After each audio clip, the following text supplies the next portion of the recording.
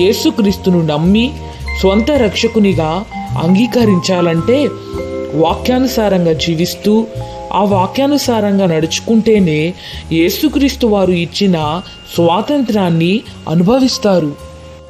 హో, అయితే నేను యేసుక్రీస్తును అంగీకరించాను, అంతేకాని వాక్యానుసారంగా జీవించలేదు, నడుచుకోలేదు అంటే ఈ స్వాతంత్ర్యం నాకు వర్తించదా స్టీఫెన్? 100% చెప్పాలంటే అంగీకరిస్తే సరిపోదు హెప్సీ. నమ్మి బాప్తిస్మం తీసుకొని మందిరానికి వెళ్తూ దేవునిలో ఎదుగుతూ నడుచుకుంటేనే ఈ స్వాతంత్ర్యం అనుభవించగలుగుతారు.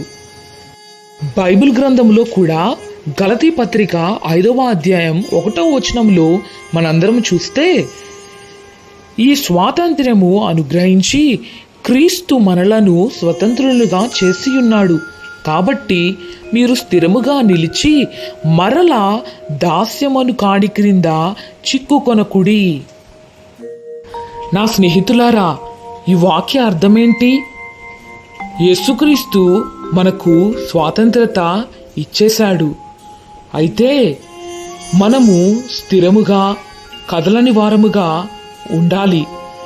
ఈ లోకం అనే పాపపు దాస్యపు కాడి క్రిందకు మరలా వెళ్లకుండా ఆయనలో నిలిచి ఉండాలని దేవుడు ఈ స్వాతంత్రాన్ని మనకిచ్చాడు.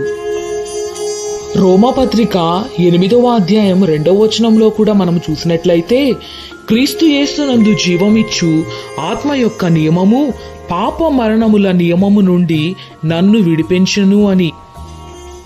దేవుడు పాప మరణముల నుండి మనకు విడుదలనిచ్చేశాడు.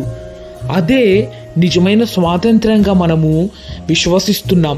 కాబట్టి ఇప్పుడు పాపము నిన్ను ఏలుబాటు చేయలేదు, వ్యాధులు నిన్ను ఏలుబాటు చేయలేవు, మరణము కూడా నిన్ను ఏలుబాటు చేయలేదు.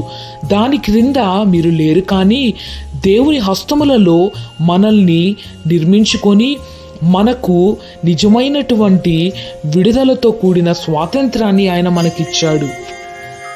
చివరిగా మనం చూసినట్లయితే గలతీ పత్రిక 5వ అధ్యాయం 13వ వచనములో ఈ విధంగా చెప్పబడుతుంది. ప్రియ స్నేహితులారా, ఈ వాక్యము చాలా ఇంపార్టెంట్. చదువుతాను, వినండి. సహోదరులారా, మీరు స్వతంత్రులుగా ఉండుటకు పిలువబడితిరి. అయితే ఒక మాట, ఆ స్వాతంత్ర్యమును శారీర క్రియలకు హేతువు చేసుకొనక ప్రేమ కలిగిన వారై ఒకనికొకడు దాసులయుండుడి అని. చూసారా, దేవుడిచ్చిన స్వాతంత్ర్యం అనేది దేవునిని మహిమపరచడానికే మనల్ని పిలుచుకు